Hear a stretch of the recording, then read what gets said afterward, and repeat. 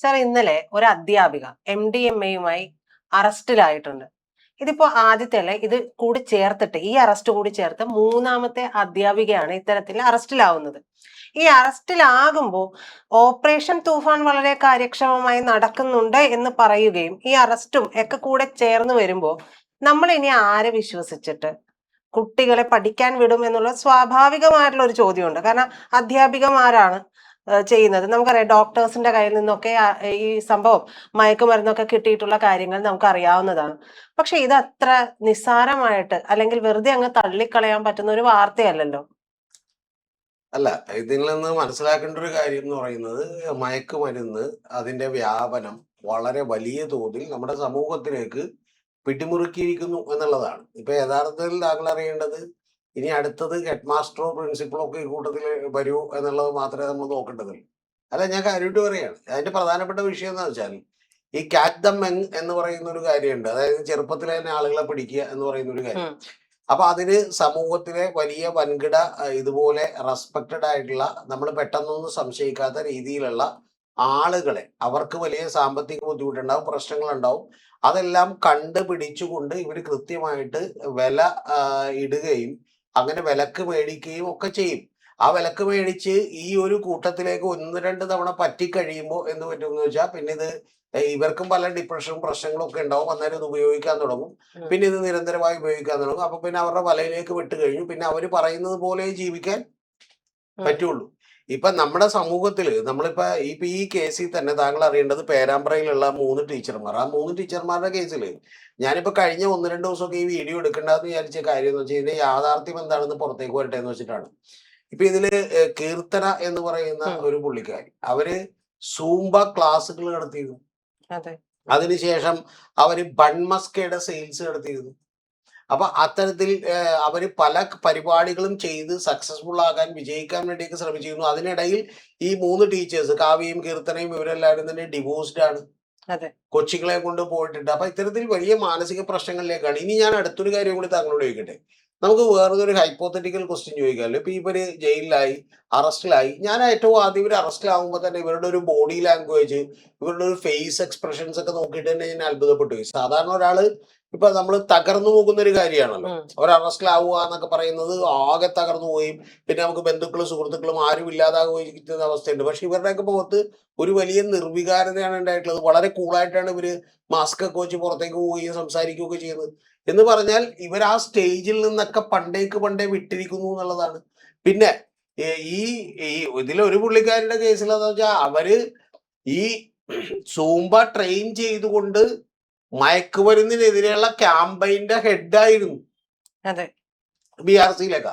അപ്പൊ അത്തരത്തിലുള്ള ആളുകൾ അവരുടെ കയ്യിൽ നിന്ന് സിഗരറ്റ് താഴേക്ക് വീണ കണ്ടിട്ടുണ്ട് ആളുകൾ. മറ്റു ചില കാര്യങ്ങൾ, ഈ ബൺമസ്ക് തന്നെയാണോ അവിടെ സെയിൽ ചെയ്തിരുന്നതെന്ന് ഇപ്പൊ നാട്ടുകാർക്ക് ഭയങ്കര സംശയമുണ്ട്. കാരണം അവര് അവിടെ ഒരു ജിം നടത്തിയിരുന്നു ഇതിലൊരാള്.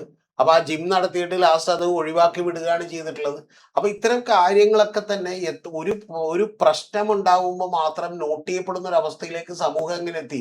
സമൂഹത്തിന്റെ വിജിലൻസ് കുറെ കൂടി കൂടണം എന്നുള്ളതാണ് ഒന്നാമത്തെ കാര്യം. രണ്ടാമത്തെ കാര്യം ഞാൻ ചോദിക്കുന്നത്, ഇപ്പൊ ഈ 3 പേരുടെ കേസിൽ 3 സ്ത്രീകളാണല്ലോ അറസ്റ്റ് ചെയ്യപ്പെട്ടിട്ടുള്ളത്. കൂടാതെ 1 കോടി രൂപയുടെ ഇവരുടെ അക്കൗണ്ട് വഴിയാണ് ഇതെല്ലാം നടന്നിട്ടുള്ളത്. അതായത് ഈ സെയിൽസ് നടന്നിട്ടുള്ളത്. ആ സെയിൽസ് നടക്കുമ്പോൾ എന്താ, സാധാരണ ഇവരിലെ മറ്റ് ഒരു മയക്കുമരുന്ന് ലഹരി വിൽപ്പനക്കാരുടെ ഒക്കെ കേസിൽ അവര് പിടിക്കപ്പെടുമ്പോഴുള്ള ഏറ്റവും പ്രധാനപ്പെട്ട തെളിവ് എന്തായിരിക്കും എന്നറിയോ? ഈ ഉപഭോക്താക്കളുടെ ക്യാഷ് കിട്ടിയിട്ടുണ്ടാവും. ഇതിപ്പോ അങ്ങനെയല്ല. ഒരു സ്ത്രീകൾ, പ്രത്യേകിച്ച് അവര് ഒരു അധ്യാപകരായിട്ടുള്ള ആളുകൾ എന്ന് പറയുമ്പോൾ അവരുടെ വഴി ഈ ഡീലിങ്സ് എല്ലാം നടക്കുന്നു. അന്ന് സാധനം മാത്രം വേറെ ആരെങ്കിലും സപ്ലൈ ചെയ്യുന്നു എന്ന് പറയുമ്പോൾ അങ്ങനെ രക്ഷപ്പെടാനുള്ള വിവിധ മാർഗങ്ങൾ തെരഞ്ഞു വന്ന് ഇതുപോലെ സമൂഹത്തിലെ കുഴപ്പമില്ലാത്ത ആളുകളെയും കൂടി ഈ ലഹരി മാഫിയ വരുതിയിലെത്താൻ തുടങ്ങിയിരിക്കുന്നു. ഇനി അടുത്തൊരു സ്റ്റേജ് കൂടി ഉണ്ടല്ലോ. അതെന്താ വെച്ചാൽ, ഇവരിപ്പോ ജയിലിൽ നിന്ന് പുറത്തേക്ക് വന്നു, ഒരു ജാമ്യം കിട്ടി പുറത്തേക്ക് വന്നത്, ഇവരിനി എങ്ങനെ ജീവിക്കും? ആലോചിച്ച് നോക്കിയിട്ട. ഇനി ഇവരെ ഇപ്പൊ നാളെ ഉറപ്പായിട്ട് നമ്മൾ ടീച്ചറായിട്ട് കണ്ടിന്യൂ ചെയ്യാൻ സമ്മതിക്കില്ലല്ലോ. ടീച്ചറായിട്ട് കണ്ടിന്യൂ ചെയ്താൽ തന്നെ ആഴ്ചയിൽ 3 ദിവസം ആകെ 13,000 രൂപയാണ് കിട്ടിക്കൊണ്ടിരുന്നത്. അപ്പൊ അവര് ടീച്ചറായിട്ട് കണ്ടിന്യൂ ചെയ്യാൻ സമ്മതിക്കില്ല. പിന്നെ എന്ത് സംഭവിക്കും നമ്മൾ ചിന്തിച്ചു നോക്കിയിട്ടുണ്ടോ? പിന്നെ ഇവർക്ക് ഇത് തന്നെ വഴിയുള്ളൂ. പിന്നെ വീണ്ടും കേസ് നടത്തണം, അവരുടെ ഭക്ഷണം കഴിക്കണം, അവർക്ക് എവിടെയെങ്കിലും കിടന്നുറങ്ങണം, ജീവിക്കണം എന്നൊക്കെ പറയുമ്പോഴുള്ള വലിയ പ്രശ്നങ്ങൾ കൂടിയുണ്ട്. ഞാൻ പറഞ്ഞത് ഇതിങ്ങനെ വരുമ്പോ എന്ത് സംഭവിക്കുമെന്ന് വെച്ചാൽ ഈ ലഹരി മാഫിയയുടെ കീഴിലേക്ക് അടിമപ്പെടുന്നവരുടെ നമ്പർ വളരെ വളരെ കൂടിക്കൊണ്ടിരിക്കും. മനസ്സിലായോ?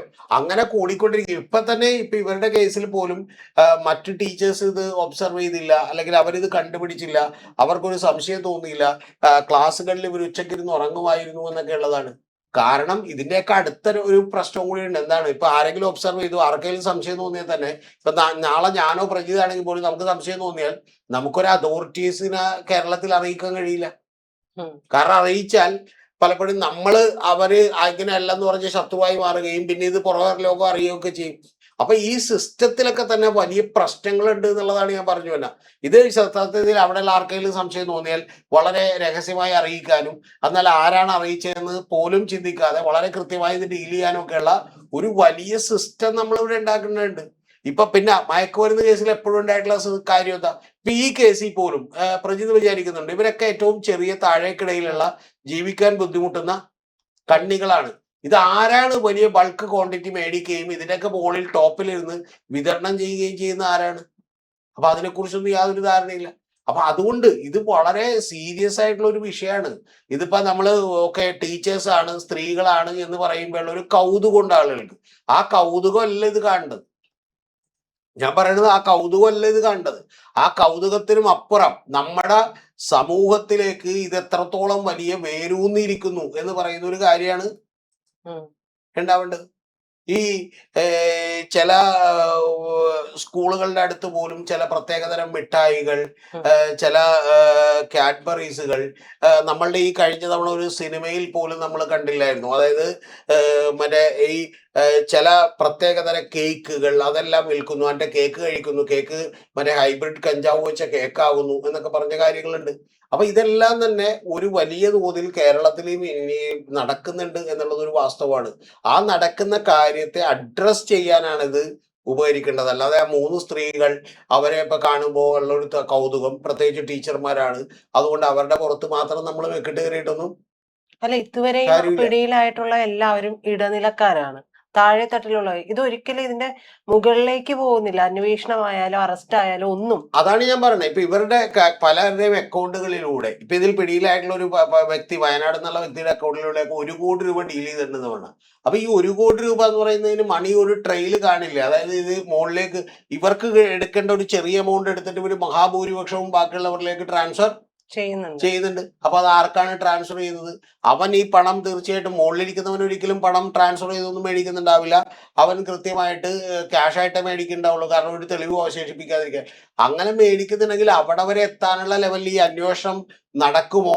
അതോ ഇത് കുറെ സ്ത്രീകൾ ഇതിൽ വരികയും അവരെ കാണാൻ വലിയ കുഴപ്പമില്ലാതെ ആവുകയൊക്കെ ചെയ്യുമ്പോഴുള്ള ഒരു കൗതുകത്തിൽ ഈ പരിപാടി അവസാനിക്കും. അതെ, മനസ്സിലായി? അല്ലാതെ ഇപ്പൊ ഇതിന്റെ പുറത്ത് ഭയങ്കരമായ അന്വേഷണം നടക്കലോ ഒന്നും ഉണ്ടാവില്ല. പകരം ശരിക്കും അത് ഇപ്പൊ നാട്ടുകാർക്കും ബാക്കിയുള്ളവർക്കും എല്ലാവർക്കും ഇവരെ കല്ലെറിയാനും, ഇവര് വളരെ മോശക്കാരികളാകാനും, ഇവരെ സമൂഹത്തിൽ നിന്ന് പുറന്തള്ളാനും, പിന്നെ പ്രതി വേണമെങ്കിൽ ഇപ്പൊ എഴുതി വെച്ചോ, ഇവര് സ്വാഭാവികമായിട്ട് സംഭവിക്കാൻ പോണെന്ന് വെച്ചാൽ ഇപ്പൊ താമസിക്കുന്ന സ്ഥലത്ത് നിന്ന് ഇവര് ബാംഗ്ലൂർക്കോ ചെന്നൈക്കോ ഹൈദരാബാദിനോ വേറെ എവിടെയെങ്കിലും പോയി എന്ത് ചെയ്യും? വേറെ എവിടെയെങ്കിലും പോയിട്ടുണ്ടെങ്കിൽ അവർക്ക് ജോലി എടുത്ത് ജീവിക്കാൻ കഴിയുന്ന സാഹചര്യം ഉണ്ടാവില്ല. ഇനി വേറെ ഏതെങ്കിലും ഒരു പ്രൈവറ്റ് കമ്പനിയിലോ സ്ഥലത്തോ ജോലിക്ക് പോയിട്ടുണ്ടെങ്കിൽ ആ 3 മാസം കഴിയുമ്പോഴത്തേക്ക് ഈ വിവരം അങ്ങോട്ട് എത്തുമ്പോഴത്തേക്ക് അവരുടെ ജോലി പോവുകയും ചെയ്യും. അപ്പൊ അതുകൊണ്ട് പിന്നെ എന്ത് സംഭവിക്കുമെന്ന് വെച്ചാൽ പിന്നെ സംഭവിക്കാൻ പോകുന്നത് ഇത്തരം പരിപാടികളായിട്ട് തന്നെ കുറെ കൂടി വലിയ മേച്ചിൽ പുറകൾ നേടി ഇവര് പോകും. ഞാൻ പറയുന്നത് ഇപ്പൊ ഇതിന്റെ താഴെയൊക്കെ കമന്റ് വരും അവരെ കുറിച്ച് ഓർത്ത് വേദനിക്കുന്നതിന്. അവരെ കുറിച്ച് ഓർത്ത് വേദനിക്കുകയല്ല, ഈ പ്രശ്നത്തിന്റെ റൂട്ട് കോസ് കണ്ടെത്തണമെങ്കിൽ നമ്മൾ ഇത്തരത്തിൽ അവരുടെ ഒപ്പം ആളുകളെ കൂടുതലായിട്ട് വിട്ട് കൊടുത്തുകൊണ്ടിരിക്കരുത്. അതാണ് അതിന്റെ ഫാക്ട്. അപ്പൊ നാളെ ഇനി ഈ കേസിൽ ഇവരെ സഹായിക്കാൻ പോണ ആരായിരിക്കും എന്നറിയോ പ്രീത? ഈ പറയുന്ന ഇവര് ഡീൽ ചെയ്തിട്ടിരുന്ന ആളുകളൊക്കെ തന്നെ ആയിരിക്കും എന്ത് ചെയ്യാൻ പോകുന്നത്. പകരം ഞാൻ പറയുന്നത് ഗവൺമെന്റ് ഇവരോട് സംസാരിച്ച് ഇവരുടെ അഡിക്ഷൻ മാറ്റിക്കൊണ്ട്, അതുണ്ടെങ്കിൽ അത് മാറ്റിക്കൊണ്ട് ഇവരോട് സംസാരിച്ച് മറ്റേ നേരത്തെ പറഞ്ഞ പോലെ ഇതിന്റെ ഏറ്റവും ടോപ്പ് മോസ്റ്റ് ആയിട്ടുള്ള മണി ട്രെയിലേക്കും അത് പണം ആർക്കാണ് പോകുന്നതെന്നുള്ളതിലേക്കൊക്കെ എത്തിക്കാനാണ് ശ്രമിക്കേണ്ടത്. കാരണം അങ്ങനെ അവരുടെ കൂട്ടത്തിൽ നിന്ന് ആരെങ്കിലും കിട്ടിയാലല്ലേ നമുക്ക് എന്ത് ചെയ്യാൻ പറ്റുള്ളൂ. അതെ. മനസ്സിലായി. എനിക്ക് ഈ അന്വേഷണം കണ്ടിട്ട് തോന്നുന്നത് അങ്ങനെയുള്ള ഒരു രീതിയൊന്നുമല്ല. കാരണം എന്ന് വെച്ചാൽ ഇതെന്തോ ഞങ്ങളെന്തോ ഭയങ്കരമായ ഒരു നേട്ടം ഉണ്ടാക്കിയിരിക്കുന്നു എന്നുള്ള നിലക്ക് ഇവരെ പ്രദർശിപ്പിച്ചുകൊണ്ട് അങ്ങോട്ടും ഇങ്ങോട്ടും പോവുക. അപ്പൊ മാധ്യമങ്ങൾക്ക് ഇതൊരു ചാകരയായിട്ടുള്ള വാർത്തയാണ്, അവരെന്ത് ചെയ്യും കൊടുക്കുക. പ്ലസ് ഇവരുടെ കുടുംബവും ഇവരുടെ വീട്ടുകാരും ഇവരുടെ ജിം നടത്തിയിരുന്നു, സൂപ്പ് നടത്തിയിരുന്നു, അതുപോലെ ബൺമസ്ക് നടത്തിയിരുന്നു എന്നൊക്കെ പറഞ്ഞുള്ള കഥകളും കൂടി പുറത്തേക്ക് വരിക. അവിടെ വെച്ച് തീരുക.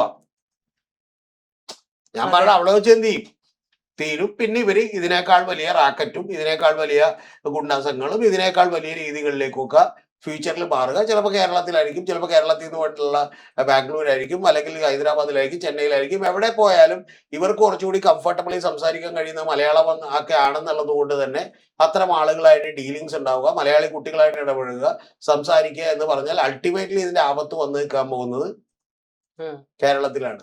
അപ്പൊ അത് സംഭവിക്കാതിരിക്കണമെങ്കിൽ നമ്മൾ കുറെ കൂടി നമ്മൾ ഒരു കാര്യം സംഭവിച്ചതിന് ശേഷമുള്ള സ്റ്റെപ്പുകൾ മാത്രമല്ല, ഒരു കുറെ കൂടി പ്രോ ആക്റ്റീവ് ആയിട്ടുള്ള സ്റ്റെപ്പുകൾ ഉണ്ടാവണം. ഇപ്പൊ നിങ്ങളൊക്കെ എനിക്കറിയില്ല, ഇപ്പൊ ഇന്തോനേഷ്യയിലൊക്കെ ഒരിടക്ക് നേരത്തെ എപ്പോഴും ബോംബ് പൊട്ടുമായിരുന്നു, പ്രശ്നങ്ങൾ ഉണ്ടാവുമായിരുന്നു. എങ്ങനെയാണ് അത് ഒഴിവാക്കിയെന്ന് അറിയോ? ആളുകളുടെ ഇടക്ക് ഡീറാഡിക്കലൈസേഷൻ ക്യാമ്പുകൾ നടത്തിയിട്ടാണ്. അതായത് നിങ്ങൾ തീവ്രവാദത്തിലേക്ക് പോയിട്ടുള്ള ആളുകളെ വിളിച്ച് സംസാരിച്ച് പലവട്ടം കൗൺസിലിംഗ് ചെയ്ത് അവരെ തിരികെ ഇങ്ങോട്ട് കൊണ്ടുവന്നുകൊണ്ടാണ്.